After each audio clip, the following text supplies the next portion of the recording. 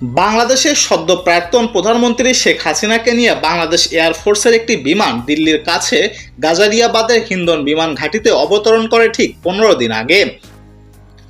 সেদিন 5ই আগস্ট সন্ধ্যায় ওই বিমান ঘাঁটিতে শেখ হাসিনা ও তার বোন শেখ রেহেনাকে স্বাগত জানান ভারতের জাতীয় নিরাপত্তা উপদেষ্টা অজিত ডোভাল। তার পরদিনই ভারতের পররাষ্ট্রমন্ত্রী এস জয়শঙ্কর দেশের পার্লামেন্টে জানান ভারত সরকারের কাছে শেখ হাসিনা সাময়িকভাবেই এদেশে আসার অনুমোদন চেয়েছিলেন এবং তা মঞ্জুর হওয়ার পরে তিনি ভারতের মাটিতে পা রেখেছেন।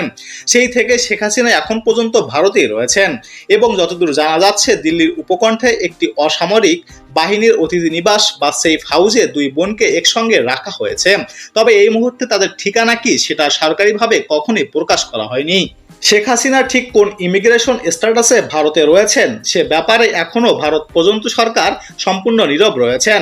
অর্থাৎ তিনি কোনো বিশেষ ভিসায় ভারতে অবস্থান করছেন নাকি রাজনৈতিক আশ্রয়ে দেওয়া হয়েছে এ ব্যাপারে আনুষ্ঠানিকভাবে ভারত সরকার আজ পর্যন্ত একটি শব্দ খরচ করেনি।